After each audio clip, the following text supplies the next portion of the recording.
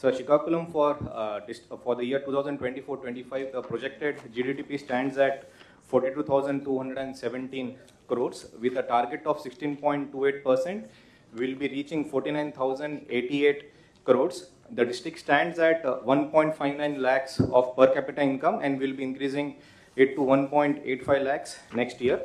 When we do a spatial analysis of this GDP, predominantly 19 mandals are agriculture, 2 mandals are industrial, and 9 mandals are service sector oriented, and that's why it is very imperative to focus on agriculture sector, sir. Going sector wise, agriculture and allied sector, so we are expecting and targeting 10,000 hectares of area expansion in maize and pulses. For early detection of pests, we are targeting NPSS and APSS, and 26,000 farmers would be targeted, sir. Particularly drone spraying is being targeted. 3,100 groups, the groups of farmers which are having the farms which are adjacent to each other, particularly 5 acres to 20 acres have been formed. This was because the drone operators were not willing to take up drone spraying in a small patch of land. So divided the district into 3 belts based on the activity as well as the geography of the district, sir. The red zone, that is the industrial belt, sir. It is all 6 mandals are industrialized, sir. And the 8 mandals which are bordering Alluri, Sitaramaraju, Vijayanagaram and Kakinada are basically tribal and forest areas, sir. In between we have the agriculture terrain, sir. These 3 belt approximately matches with my per capita income distribution, sir. The highest is in the coastal mandals, and then it keeps on reducing towards the tribal areas, sir. GDP में major 3 clusters. My agriculture contribution is 24% as of now, sir. Next year we have a projection of 29%.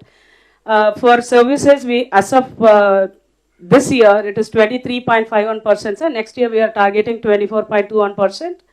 As far as industry is concerned, sir, as of now we have 52%. Next year we are targeting 46%, not because we are going to reduce it, but we are going to ensure that other sector also grow on par with industries, sir. With respect to Visakhapatnam, sir, in line with the growth hub target, which is being planned to achieve 2.5 trillion for the state of AP, as well as $715 billion for the district of Visakhapatnam and the region, sir. We have planned the target, sir. We have planned to achieve 15.67% GDP growth over this period, sir.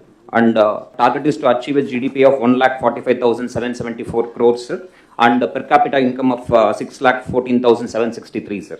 So that is the target which we have set for ourselves, sir. If you look at the sector, sir, sector-wise contribution, agriculture contributes the whole set of activities under agriculture sector contributes only 5%, sir. And within that, agriculture alone contributes only 3% of the GVA, sir, which is only 68 crores, sir. So our focus is to bring the fallow lands into cultivation, sir, because of the high land prices and absentee landlordism, sir. A lot of fallow land is there, sir. 2,000 hectares of fallow land is there, sir. So our aim is to bring at least 200 hectares of fallow land into cultivation in the next 1 year period, sir. This we have given targets RSK wise, sir. Raitu Seva Kendra wise, sir. And second is to introduce high yield varieties in the existing crop which is being cultivated. So primarily paddy and millets are the major crops under agriculture, sir. So we want to introduce better varieties so the productivity increases by at least 10%, sir. In case of paddy, sir, MTU 1224, RNR 15048, these are the varieties we are planning to introduce. And in case of millet, Indravati and Vegavati, these are the varieties we are planning to introduce, sir. మీ అందరి role ఉంది ఆ జిల్లా భవిష్యత్తు పైన. అందుకే ఇటు మంత్రులున్నా, అటు incharge secretaries ఉన్నా, అటు జోనల్ ఇన్ఛార్జ్ ఉన్నా, కలెక్టర్స్ ఉన్నా, జిల్లా అడ్మినిస్ట్రేషన్ అందరి రోల్ ఉంది. ఇక్కడికి వచ్చినప్పుడు బ్రాడ్గా మీరు చూస్తే ఈరోజు రాష్ట్రంలో ఈ సంవత్సరం మన టార్గెట్ పెట్టుకున్నది 3,11,004 రూపాయలు పర్ క్యాపిటా ఇన్కమ్ యావరేజ్. ఈ సంవత్సరం మనం గ్రో అయింది 12.02%. ఇప్పుడు మీరందరూ నాకు అన్ని విషయాలు చెప్పారు, కానీ ఇక్కడ నేను మా ఫైనాన్స్ కూడా ఇవ్వకపోతే, ప్లానింగ్ కూడా ఇవ్వకపోతే నేను ఇప్పుడు రాసుకుంటూ కూర్చున్నాను మొత్తం డేటా అంతా, వచ్చిన డేటా అంతా. శ్రీకాకుళం ఇప్పటికే ఆ జిల్లాల్లో మీరు చూస్తే 6 జిల్లాలు, 6 జిల్లాల్లో highest per capita income Visakhapatnam, second highest per capita income Anakapalli. ఈ ప్రజలకు కూడా వెళ్ళాలి, వాళ్ళలో కూడా స్ఫూర్తి రావాలి, మీలో కూడా చైతన్యం రావాలి. విశాఖపట్నం ఈ సంవత్సరానికి మనం 4,86,235 నుంచి 5,32,893 రూపాయలు పర్ క్యాపిటల్ ఇన్కమ్ పెరుగుతుంది. Highest in the state Visakhapatnam, ఆంధ్రప్రదేశ్లో 5 లక్షల పైన ఉండే మొదటి రాష్ట్రం, మొదటి జిల్లా Visakhapatnam. Congratulations, that district deserves. అయితే దాని తర్వాత మీరు చూస్తే అనకాపల్లి 2,73,026 నుంచి 3,18,821 వస్తుంది. అది సెకండ్ ప్లేస్. మూడో ప్లేస్ వచ్చి అల్లూరి సీతారామరాజు 1,79,391 నుంచి 2,05,919 మూడో ప్లేస్ వస్తుంది. నాలుగో ప్లేస్ విజయనగరం, అంటే ఈ సంవత్సరం నాలుగో ప్లేస్ పర్ క్యాపిటల్ ఇన్కంలో. నాలుగు వచ్చి విజయనగరంలో 1,53,172 నుంచి 1,73,289 రూపాయలు నాలుగో ప్లేస్. ఐదో ప్లేస్ వచ్చి పార్వతీపురం మండ్యం, ఇది 1,43,449 నుంచి 1,67,543 రూపాయలు. ఆరో ప్లేస్ శ్రీకాకుళం 1,41,730 నుంచి 1,59,620 రూపాయలు. ఏజెన్సీ కంటే వెనక ఉంది. ఈ ఫ్యాక్టర్స్ అన్నీ కూడా సెన్సిటైజ్ చేసి, ఇవన్నీ కూడా హిస్టారికల్గా వచ్చిన లెగసీ ప్రాబ్లమ్స్ అయినా there are persons behind it. I want to correct it. అయితే ఇది కరెక్ట్ చేయాలి అనుకున్నప్పుడు ఇక్కడికి వస్తే మళ్ళీ మీ వ్యవహారం చూస్తున్నా. ఈ సంవత్సరం మీరు గ్రో అయింది చూస్తే 12.02 ఆవరేజ్ గ్రోత్ రేట్. ఇందులో శ్రీకాకుళం 12.76%, అంటే above average. Vizianagaram 13.27, above average.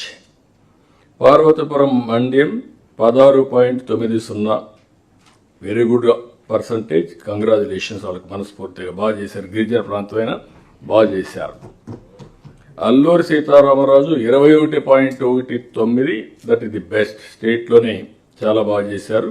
దానికి మనస్ఫూర్తి కంగ్రాచులేషన్స్, ఇట్ డిజర్వ్స్ ఆ జిల్లా. విశాఖపట్నం 9.73 తగ్గింది. స్టేట్ యావరేజ్ కంటే మీరు తగ్గారు. This is where you have to focus now. 9.73 అంటే 12.02 నుంచి. Anakapalli 10.50, you are reduced 1.52. ఇప్పుడు మీరు నాకు టాల్ ప్రామిసెస్ కాకుండా you have to struggle performance. నేనేదో మీరు చెప్పిందంతా వింటున్నానంటే నేను ఏది చూసుకోకుండా వినడం లేదు. నేను అన్నీ కంపేర్ చేస్తాను. కంపేర్ చేసి ఇవన్నీ కూడా రాబోయే రోజుల్లో ఇంకా సిస్టమ్స్ ఎస్టాబ్లిష్ చేస్తాం. Will go accordingly. ఇప్పుడు ఇక్కడ పీపీపీ పర్సెప్షన్లో కూడా మిమ్మల్ని చూస్తే శ్రీకాకుళం 13వ ర్యాంక్, విజయనగరం 16వ ర్యాంక్, పార్వతీపురం మాన్యం 4వ rank, Alluri Sitaramaraju 25, Visakhapatnam 12, Anakapalli 9. Only some issues తీసుకున్నాం. రాబోయే రోజుల్లో కాంప్రహెన్సివ్ చేయాలి. భాస్కర్ గారు ఇక్కడే ఉన్నారు, హిమాంశు ఉన్నారు. మీరు చేసింది ఎన్టీఆర్ భరోసా, రేషన్, ఆర్ఓఆర్, ఎఫ్ లైన్, ఈ 4 చేశారు. అన్నీ కూడా కాంప్రహెన్సివ్ చేయాలి. చేస్తే నాకు ఒక ఐడియా వస్తుంది. కలెక్టర్స్ కూడా ఒక రెస్పాన్సిబిలిటీ వస్తుంది. They will correct it. ఇవి కాకుండా ఇక్కడికి వచ్చినప్పుడు ఈ యొక్క సర్క్యూట్ చూసినప్పుడు విశాఖపట్నం రాబోయే రోజుల్లో అనేకమైన ప్రణాళికలు తయారు చేశాం.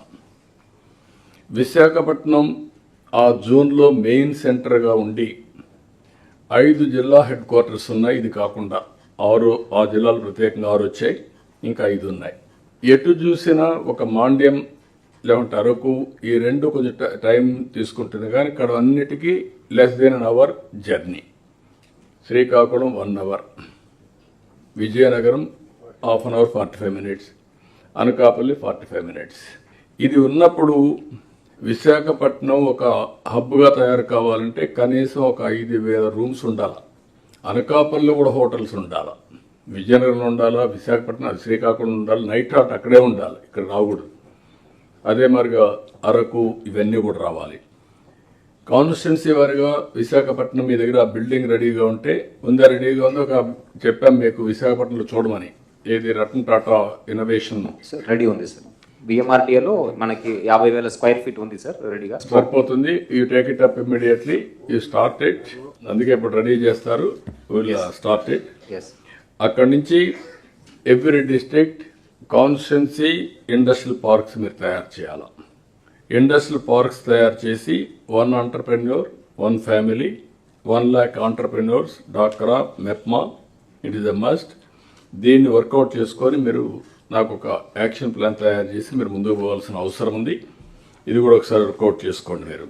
ఇమ్మీడియట్గా ఈ మంత్లోని మీ దగ్గర దీన్ని ఇనాగరేట్ చేస్తాం. దానికి మెకానిజం పెడుతున్నాం.